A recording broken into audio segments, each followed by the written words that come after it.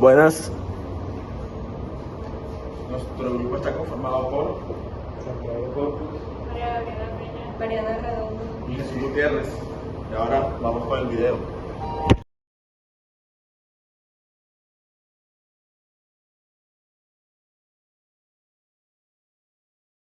El conflicto armado con las FARC-EP tiene raíces en el periodo de la violencia, entre 1948 y 1953, que fue desencadenada por el asesinato del liberal Jorge Eliezer Gaitán. Las FARC se fundaron en los años 60 como movimiento campesino autodefensivo, pero se fortalecieron en los 80 al adoptar tácticas más combativas y extender su influencia. Su lucha armada se basó en la búsqueda de una reforma agraria y justicia social frente a la desigualdad estructural del país.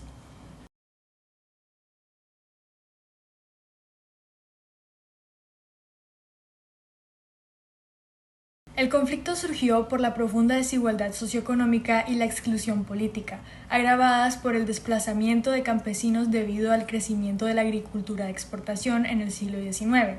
La represión estatal y la falta de apertura política provocaron la creación del FMLN, una guerrilla inspirada en movimientos comunistas y apoyada por Cuba y la Unión Soviética.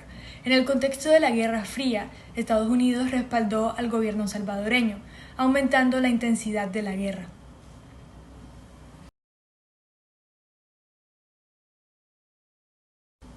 El apartheid, un sistema de segregación racial e institucionalización de la discriminación, fue implementado por el Partido Nacional en 1948. Este régimen buscaba mantener la supremacía política y cultural de la minoría blanca, especialmente los africanos, haciendo frente a la mayoría negra. Los antecedentes, que incluyen el descubrimiento de recursos minerales como el oro y los diamantes en el siglo XIX, intensificó la lucha por el control económico y político. La oposición creció y se fortaleció en la década de 1970, liderada por movimientos como el Congreso Nacional Africano, mayormente conocido como el CNA.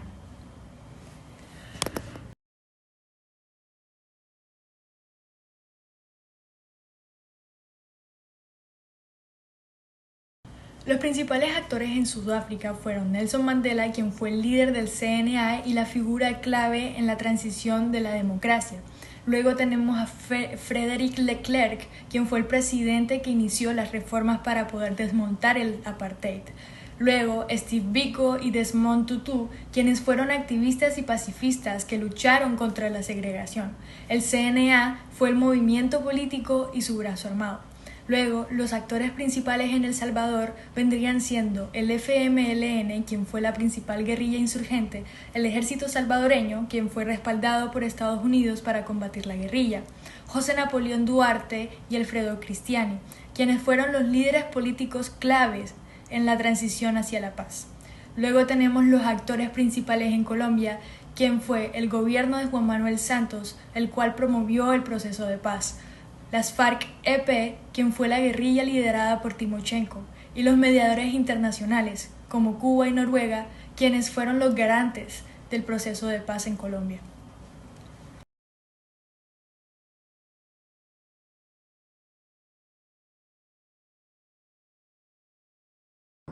En Sudáfrica, el colapso del bloque comunista en los 80 cambió el apoyo internacional hacia el gobierno sudafricano.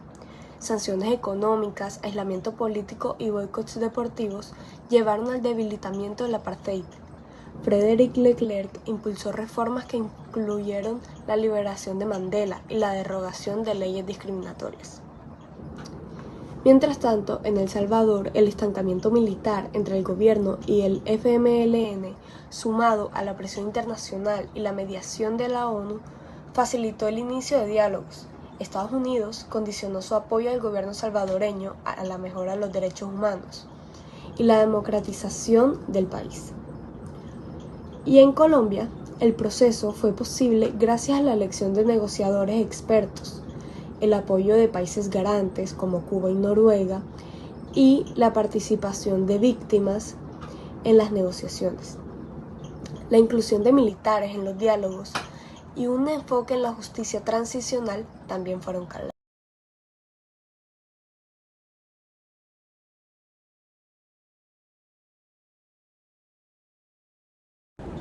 En Sudáfrica se registraron 21.000 muertes por violencia política durante el apartheid, incluyendo 7.000 entre 1948 y 1989 y 14.000 durante el periodo de transición.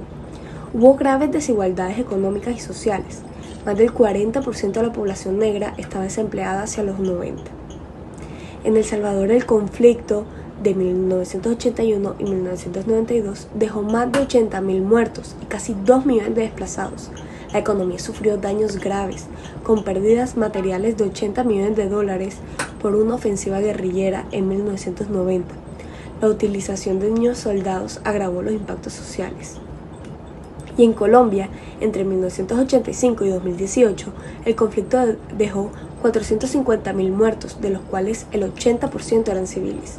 Hubo 121.000 desaparecidos y ataques a bienes civiles. Los grupos paramilitares fueron responsables de la mayoría de los homicidios.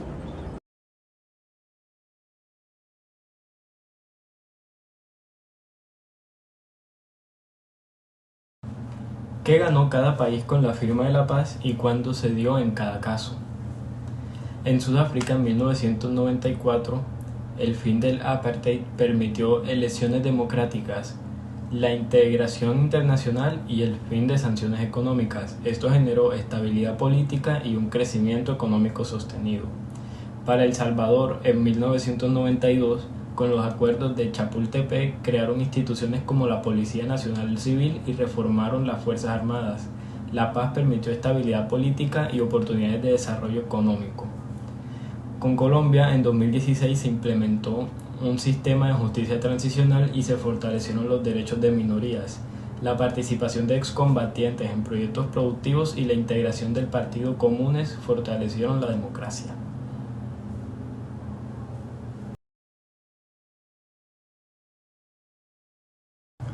¿Qué tuvieron que ceder las partes involucradas para alcanzar la paz? En Sudáfrica, el CNA aceptó una comisión de la verdad y reconciliación en lugar de justicia inmediata. La minoría blanca abandonó el apartheid y aceptó reformas constitucionales. En el caso de El Salvador, el FMLN se desmovilizó y se integró políticamente, mientras el Estado aceptó reformar su aparato judicial y otorgó una amnistía general. Y para Colombia, las FARC dejaron las armas y aceptaron un proceso gradual de reformas. El Estado implementó penas alternativas para quienes confesaran crímenes, bajo un sistema de justicia transicional.